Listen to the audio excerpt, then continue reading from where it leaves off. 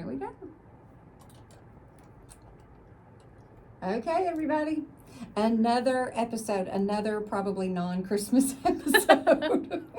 We'll throw a little Christmas in there. We will? Okay, I hope we will, because I have so much to do still, which we're going to hopefully finish up our shopping on this weekend. But when we're recording this, Christmas is 2 weeks away. December 13th is this release date, so we're getting there quickly.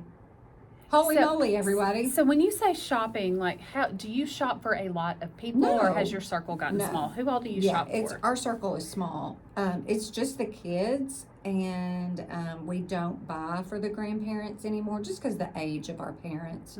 I mean, they're over 80. It's hard to know what to get people. They just want time with us and to have a meal. So that's okay. It's literally just the kids. And we quit doing all the other cousins, and we don't do that anymore. It's just too much. It is too much, and they're all in their 20s, and so you wouldn't dare purchase anything for anybody. So it's just the kids, but they're hard, and they're all boys.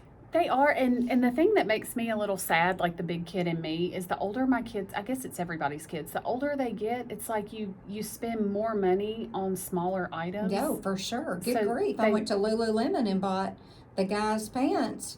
I said to somebody yesterday, I didn't mind spending, I'm not going to tell you, because if you don't know, then you might just be like, you're not my friend anymore.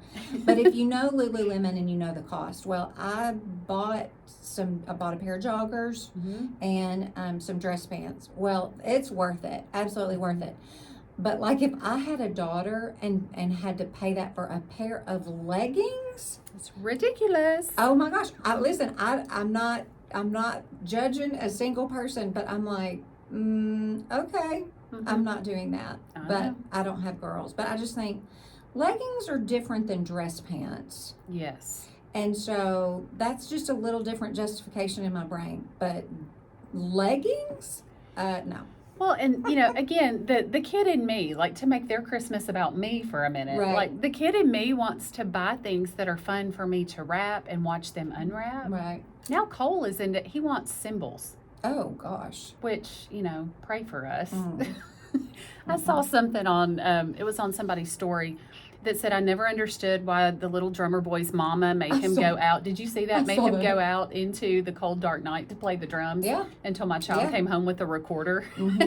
That's how I feel about this drum set. Little Drummer Boy, that's a song that we sung for years with Travis Cottrell in choir, and it would make me cry every time because it's so powerful. It's so beautiful. The lyrics are unbelievable.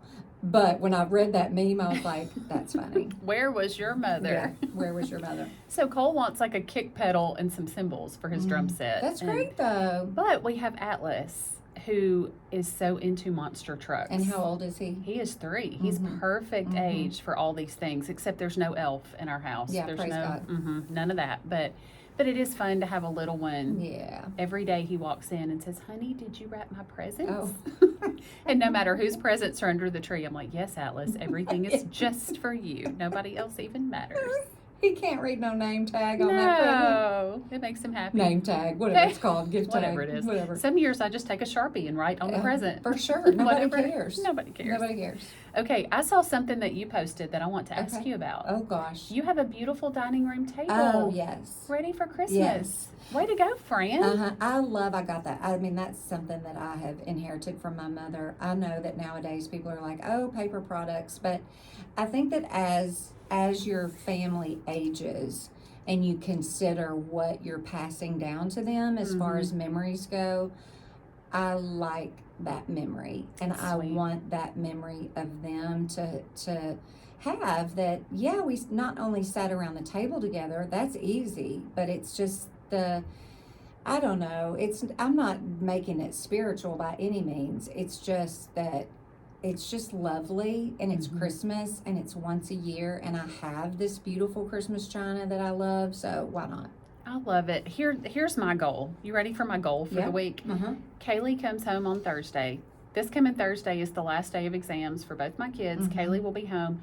We sat at the table in the dining room last night, probably for the first time since Thanksgiving break when she was home. And I realized that I still have that hybrid that I posted. It's still Thanksgiving and Christmas in my dining room. Time to fix that. It's time to put the turkeys away. Yep. So my goal for myself, I don't have Christmas china, but even if it's just like, let's put the turkeys back in the attic. Oh, for sure. I want to create that Yes. ambiance Yes. for my children. Do you on some level. have glassware of any kind? I don't really. I have like some platters that have like Mhm. Santa that I've used for centerpieces and things, but I do have some like the chargers with the napkins and the Yeah. table runner. And Yeah, well, just decorate it for Christmas. You don't have to have the dishes. yeah, it just needs to be red and green and not also brown and no gold. brown and orange. Those days are gone. The turkey needs to get not. Where does the turkey go? Santa goes back to the North Pole. Wherever the turkeys go, He's going there. he's got to go. Bubba. It's time for him to leave. Okay, what else? What's going on I this don't week? know. I don't have a single thing other than my goal is to have Christmas shopping done in just a Yes. couple of days. Yes. So y'all let us know if you're listening how your Christmas shopping is going. I Does it always stress? Like I know it stresses people out. I Mhm. know it does because it's that weird thing of this is Christmas. It's so beautiful. It's so sacred. Our little hearts are so tender and full towards the Lord, Mhm. and then at the exact same time, it's chaos, Mhm. and it's just you're constantly ping ponging back and forth. Mhm. You want the stillness and the experience Mhm. Advent, but there's so much Mhm. to do. There's so much to do. and you're whittling down like Mhm. what really has to I be know. done. Wow. And then there's always like that one person that's just really hard to buy for, or the unexpected gift giver where they give you something and you're Oh, empty-handed. jeez. So Yes, I that's tell you me. what, I go to Hattie's. Marcy, if you're listening, we love your Hattie's as a Mhm. local gift shop. They are so good at Yeah. just random, Mhm. cute. Mhm. Everybody loves it. All across the board on the price range. Mhm. They'll wrap it for you. It's fantastic. And I love local. Yes. And there's a bazillion, but just if you can shop local. I know it's so Mhm. easy to order things online, and we've all done it, and we have done it for this Christmas, but we always want to support local. Mhm. Always. Mhm. And the amaryllis, I bought me. Oh, I you was, did? I was at Trader Joe's over Thanksgiving break, and they had an amaryllis sale, Oh, of course they did. and it bloomed yesterday. Oh, I love it so much. It always blooms just on the day Mhm. when you That need a little just extra. amazes me. Do you remember 2 years ago it bloomed in March, Mhm. the day my daddy Mhm. died? I do. It was just Yeah, it's phenomenal. precious. So amaryllis, if you're listening and you need a gift that's Mhm. just Mhm. universal, Yeah, and it's sweet, there's a story behind I it. know it. Christy Knuckles, look We'll it up. link to that. Yeah, Something about the Yes. amaryllis, even if it's just Google. because when you also tell the story of the amaryllis and can point them to the Christy Knuckles song, it sounds like you've really put a lot of thought That's into this right. heartfelt gift. You're not just handing them a $6 right. flower. That's So, right. That's right. Bonus points for Bonus. that. Okay, you want to talk about your book? You got Yeah. anything else? Yeah. Fran is reading a book that she's talked about on the Look. podcast. I've ordered it for myself and also gifts for people in my family. This would make a fantastic Christmas gift. Well, I need to give some context for the book. It's not an easy read. Which is interesting because it's short in Mhm, chapters, but mhm. talk, yeah. If you're It's watching heavy. this, this is how slow I'm reading it, and I will go back and read it again because it's so powerful and it's so beautiful. It's called "The Lord Is My Courage." I've referenced it a little bit here and there. The subtitle is "Stepping Through the Shadows of Fear Toward the Voice of Love." The context of the storyline is, yes, the author is taking us through Psalm 23. Literally, as I look at the contents, you can see, Angela, as I'm showing it to you, it's just a few words at a time that make up each chapter. And literally, like one chapter is the Lord. The next chapter is my shepherd. Like she really does Literally breaks it word down. by word. So it's a biblical study about Psalm 23, but the narrative is her story of her and her husband and them experienced church hurt. They were on staff at a church and just went through just a very difficult time in ministries, but that is not as I read it, I'm not like caught up in like what happens next. She doesn't tell the story that way. It's just giving you context for how she took this psalm and applied it to their personal story. So it's not like, oh, I don't want to read about church hurt. No. That's not what this is about. It is. Who would this be good for? I think this is good for anybody that has just suffered, which we all have, but if you're coming out of any kind of difficulty, any kind of, or you're in the middle of, not coming out of, if you're in the middle of or fresh out of any kind of suffering, difficulty, or pain of any kind, it doesn't have to be church, because that's just kind of like a little, it's the narrative, but it's not the main narrative. The psalm is the main narrative. So I got to the chapter that is familiar, and you are going to have to listen to me read some of this to you. But we're all familiar with Psalm 23, and this is the portion of the psalm where it says, "Your rod and your staff, they comfort me."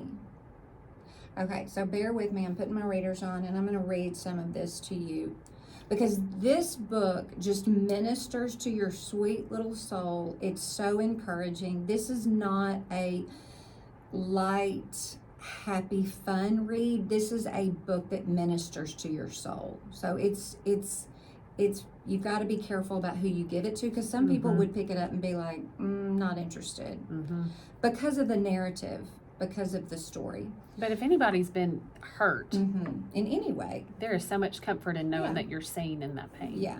Okay, your rod and your staff, they comfort me. I am truly reading the author's words here. This line of Psalm 23 may have cued the proverb, "Spare the rod, spoil the child," to begin to stomp through your brain. Maybe it kicked up the dust of memories of soap in your mouth and a belt on your behind. Or maybe that's just me. Don't worry. You're not about to read a whole manipulative chapter asking you to consider how all the hard things that have happened to you are just God's good rod of discipline. This line of Psalm 23 is not a baptism of brutality as kindness. The Lord disciplines the one he loves. But this psalm's immediate context is the shepherd's readiness to protect and guide the vulnerable sheep in his care. Sheep have almost no ability to protect themselves from predators. Even when they survive an attack and avoid sustaining injury, they can still die from panic. As grazing animals, sheep have an innate instinct to seek protection by banding together and running from danger. They have sharp peripheral vision with slit-shaped horizontal pupils that allow them to see behind themselves without fully turning their heads, enabling them to scan for danger better than you or I ever could. But other than being able to deliver a swift kick to anyone who gets too close to their lambs, sheep entirely depend on their shepherd to protect them from harm. A shepherd's rod and staff have historically been used to protect the flock and guide them into safety, not as tools for punishing them for their vulnerabilities. The staff is used as an extension of the shepherd's voice, lightly tapping the shoulders or laying the staff across the side of a special sheep, as though to say, "I'm here." Likewise, in traditional shepherding context, the rod is the shepherd's primary offensive weapon for protecting the flock from enemies, be they wild animals or human thieves. While the rod is mentioned in other parts of Scripture to describe discipline, in the context of a shepherd's attentive care, the rod's primary purpose is protecting the vulnerable sheep against external threats. She goes on to say a little bit later, she's talking about, it's just taking everything I have in me not to just read all of this to you. Keep reading, it's so good. She's talking about David and Goliath. This is what happens at night sometimes on Voxer. Fran will say, "I'm going to read to you." This is story time. Story time with Fran. But this is just, it's so powerful and beautiful of the shepherd, and it's powerful and beautiful of the rod and what it's meant to do. Okay, I'm going to keep reading. Keep reading. Okay. When Israel was fighting the Philistines, their enemy sent out a giant named Goliath to defeat them. Goliath towered outside the Israelite camp, taunting them. "Choose a man and have him come down to me. If he is able to fight and kill me, we will become your subjects. But if I overcome him and kill him, you will become our subjects and serve us." The Israelite army and their king Saul spent 40 days straight, quaking in their tents, terrified of Goliath and the imminent enslavement he had threatened. That's when David, just a boy, showed up with some food from home for his brothers in the army. As he was catching up with them, Goliath's voice thundered out over the valley with his daily display of defiance. Every time Goliath taunted, the Israelites fled in terror. Like sheep without a shepherd to reassure them, the Israelites had the same flight instinct as terrified sheep. But David, he hated the way Goliath was shaming the armies of the living God. His oldest brother scoffed at him, calling David conceited for coming to the battle just to watch, as though David was shirking his shepherding duties at home. But his brother's shaming did not stop him. David kept saying that someone needed to stand up to Goliath, and kept speaking up until someone told King Saul about the boy and his bravery.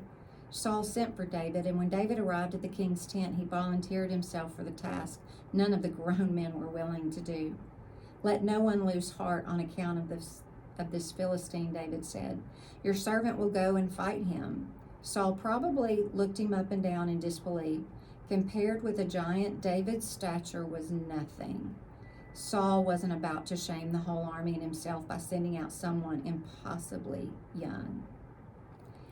I wrote gorgeous beside this next section, this next few sentences.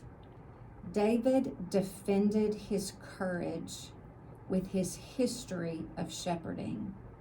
He told Saul how he tended sheep for his father, how whenever a bear or a lion came to take a lamb from his flock, he'd run it down, strike it with his rod, and deliver the lamb out of his mouth. King Saul's eyes had been full of fear for 40 days, and I imagine David looking into them with his own fierce, clear eyes saying, "Look, lion or bear, it didn't matter. I killed it. It was after my sheep, and I did what needed to be done to protect them. And I'll do the same to this Philistine pig who is after the army of the living God." Theologian N.T. Wright says, he has written that virtue is what happens when courageous choices have been practiced so repeatedly they become our instinct.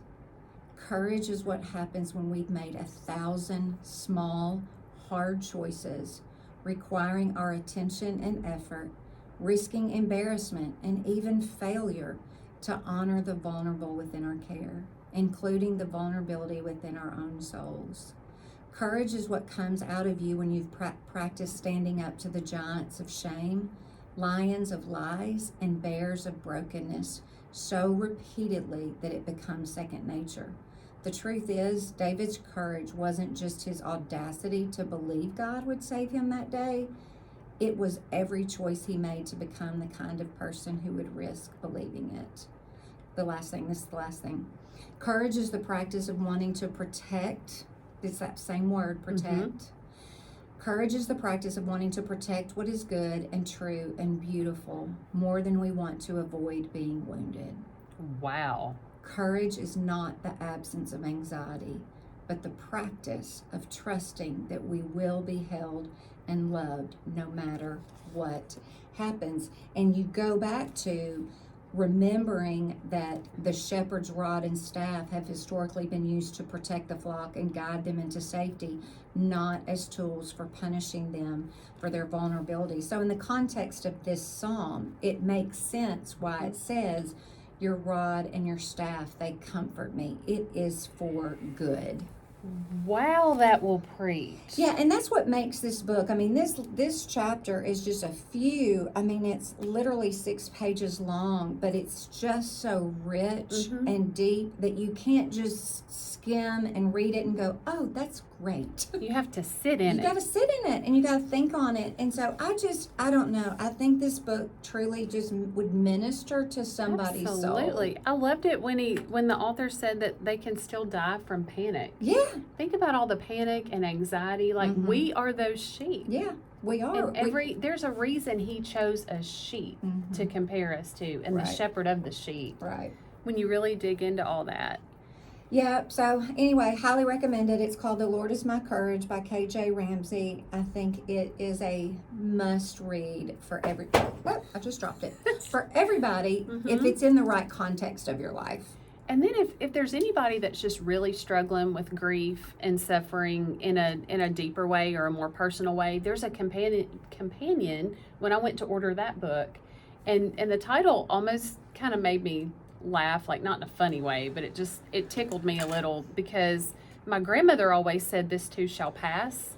Yes. The title of the other book by this author is This Too Shall Last. Yes. And I just kind of laughed like, well, great.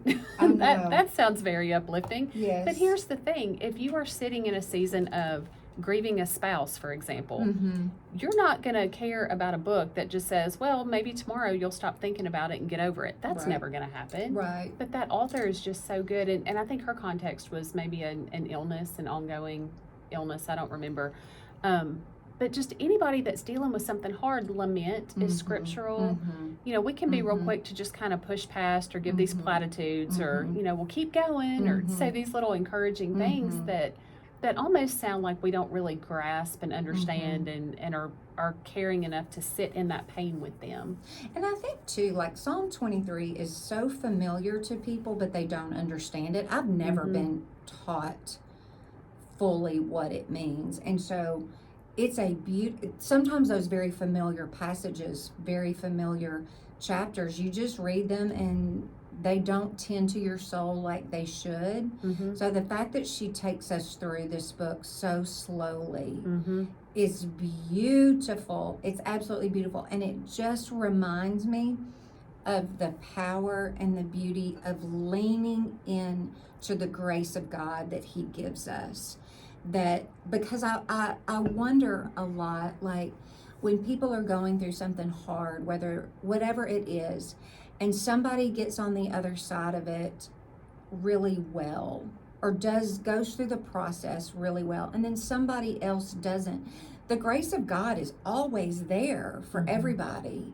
And it's like, what is the difference? Mhm. What's the difference in how I walk through or you walk through or respond to or navigate this suffering? And it's okay.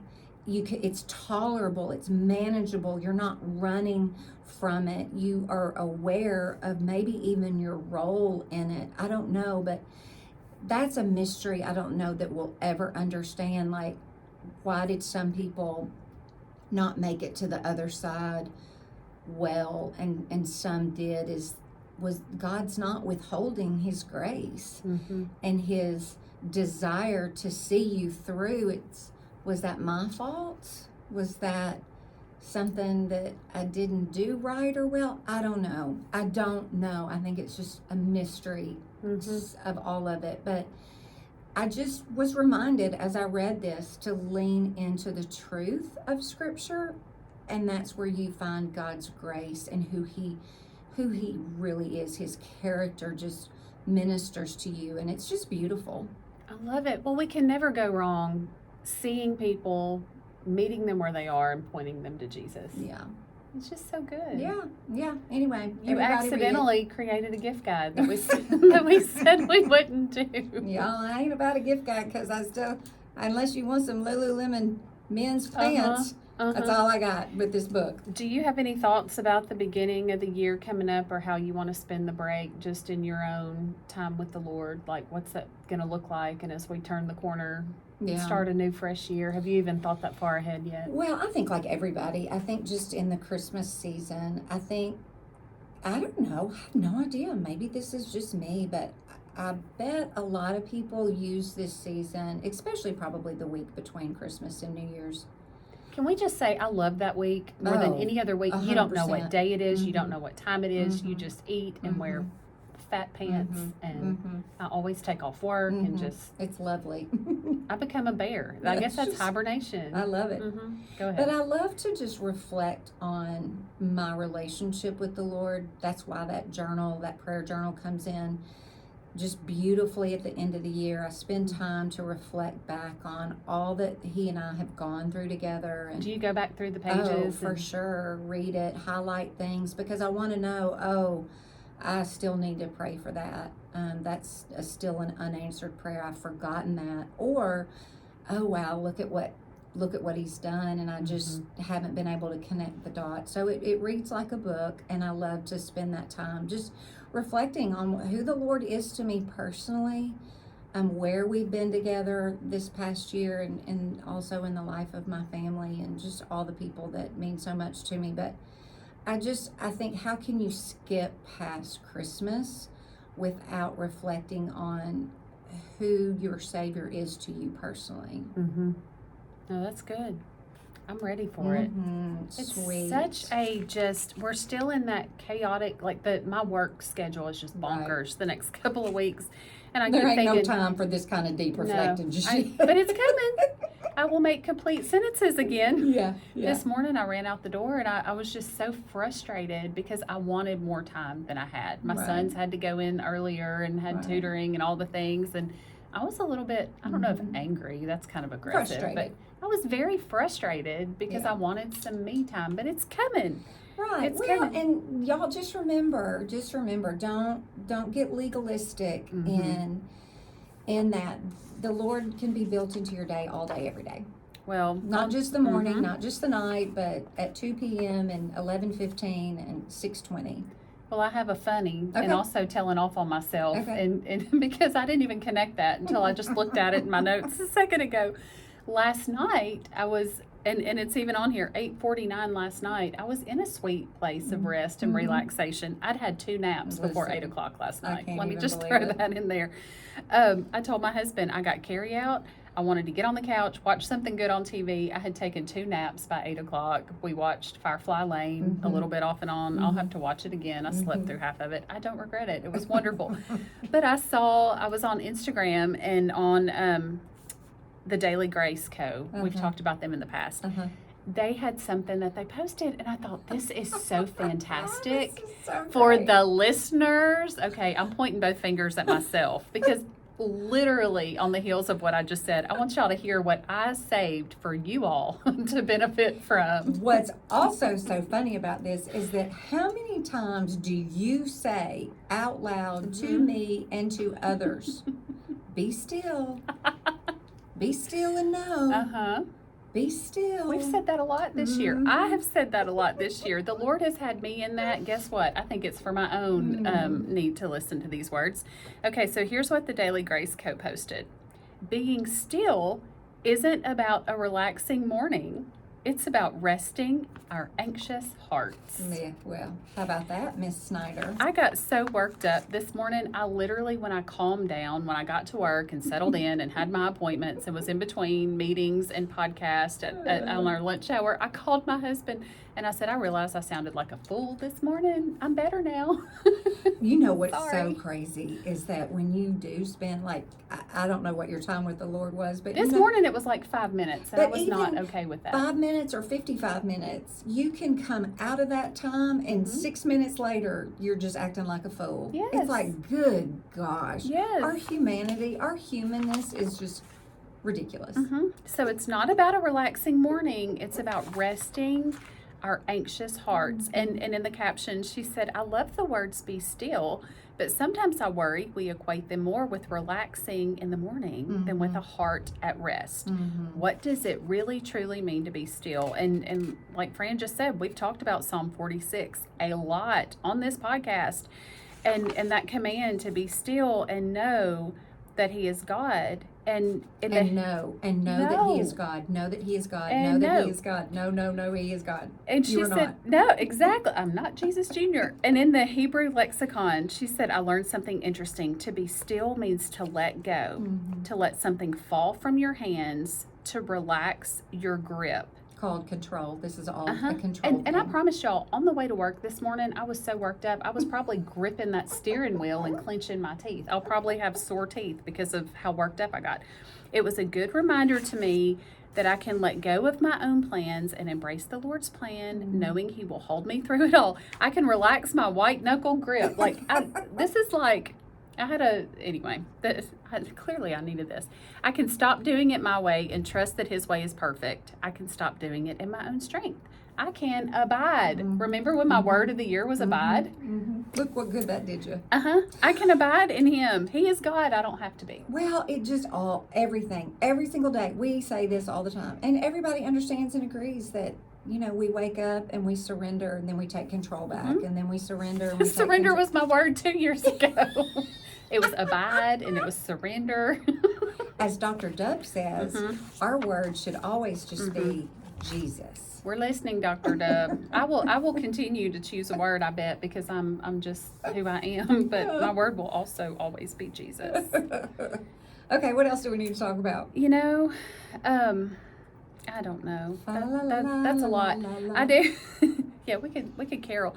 I do think, on the heels of some of the things you read in that book and just the conversation that you and I have had all week, I've met with some people in several contexts, through work, through friendships, who are struggling a little bit with other people. Well, what do you mean by that exactly? And I think this is going to apply universally because all of us are going to be with families, which can be fantastic. There can also be some expectations of, yay, postcard, picture perfect family. And then you get around the table and it's just not what you wanted necessarily. Listen, we should just stop right there. And I think if you're listening to this ahead of Christmas, you need to be very clear on what your expectation is and bring that down about 100 notches. That's great Unless advice. you're very honest and you know that my expectation is low. And that's okay, because as moms, especially, we create these scenarios, these images, these opportunities, these conversations, these moments that we just are all Pinteresty in our little head. And then the reality is, well, they were not that at all. And it's more common than not. The people that are intimidating to you on social media because everything looks perfect, most of the time those are the people struggling the most. Yeah. And then they're creating, anyway. Let's just keep it real, people.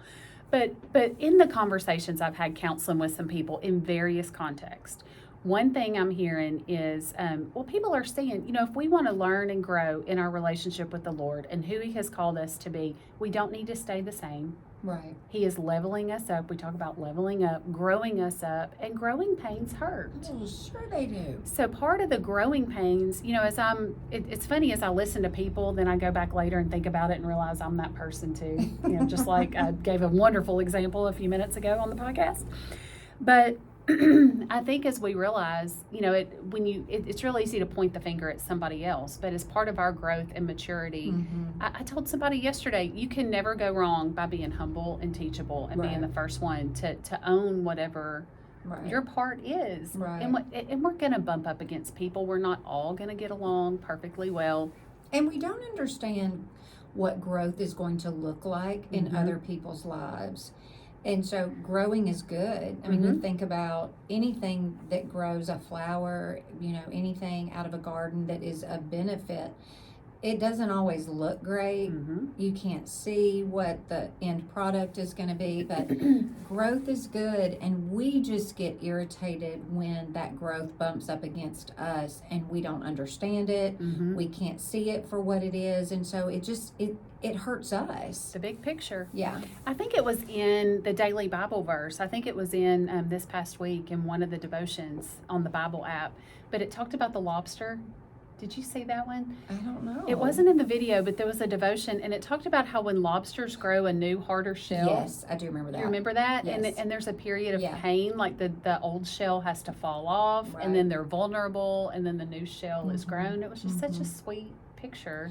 Well, and as we are image bearers, we need to be gracious and patient and supportive, because a lot of people don't understand when they're growing.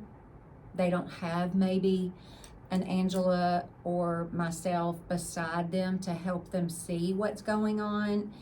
And so without healthy, proper community and conversation and just keeping the perspective and bringing wisdom into the scenario, it can just all be so irritating. And as image bearers, especially for anybody that is older and has lived enough life with the Lord and the world, then you can you can be gracious, and you can teach others how to be gracious and loving and supportive, because so much of the time, Angela, we make it about ourselves. Like, all the time. It has become about us Mm-hmm. and our thoughts and our feelings and what we think should be happening, when it's like, oh, hang on a minute. So you just think about your own kids. Mm-hmm. We want to control their growth. We want to move that growth. We want to be in charge of that growth. We want to navigate that growth, and we cannot do it. We have to let them suffer. We have to let them endure. We have to let them figure things out. We have to let them fall. We have to let them seek counsel or not seek counsel. But we come alongside them anyway and help them and support them and love them and do all those good things. But we can't control anybody's growth, and we sure as heck can't understand what the Lord's doing. That's so true. It's just good. It's just a good reminder. Love your people well, and love them where they are. Love them where they are. Expectations. Control your expectations. And one of our favorite prayers that we talk about is DFW, Mm-hmm. discernment, favor, and wisdom. Mm-hmm. If you ask the Lord to give you discernment Mm-hmm. into your relationships with people, to give you favor, and then Mhm. give you wisdom. Mm-hmm. Open your eyes to see maybe there's a perspective that they don't have because they haven't had the same life experience you've Right. had. Or maybe they've had, some trauma that you don't even know about that is framed the way they see the world. But if we could just show some grace and Yeah. some humility, Yeah. never go wrong with that. Preaching to myself. So we're going to have one more podcast episode before Christmas. I know. And I'm excited about that because I'm going to share something I've learned through the context of one of my favorite Christmas albums, and it helped me see Christmas in a totally different light. Okay. So I want to talk about that next time, and then no telling what else we'll have to say. No, listen, who knows? Who knows? We'll talk about baby Jesus. Absolutely. Absolutely. The reason for the season. Fran might also sing. No, I won't sing, but thank you for your grace as I read to you from this book. I know that that can was just be like, beautiful. oh my gosh. was But so I good. think this time of year, remembering who your shepherd is, remembering that you are a sheep, and how much he loves you, and how much he wants to protect you and guide you and comfort you. He is for you. But when you're in the middle of something difficult, that seems very hard Mm-hmm. to get your mind wrapped around. So get your mind and your heart wrapped around the truth of Scripture. And that's where the tending to the healing will really start to take place. And anyway, thank you for letting me read to you for story time today. I love the image that the rod and the staff are for us They're and for not us. opposed to us. Yeah, because if you don't know the context of how the rod is used in Mhm. any particular scripture, It's you scary. think it is like, "Eek, here he Especially comes." if you've had some hard discipline That's issues right. in your past That's or daddy issues in any kind of way. That's right. This was good. I wish you would just read like the Bible to me. That's kind of ambitious. The Fran reading. We'll put you on Audible, Fran. Listen, that would be the Southern version. Which Mhm. version would you like? Message us if you want the Fran edition of any book or any Bible read to you. We'll get right on that.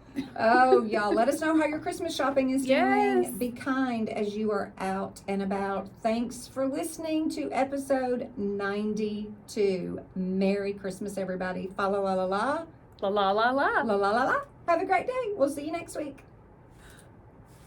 So fun. Bye, everybody.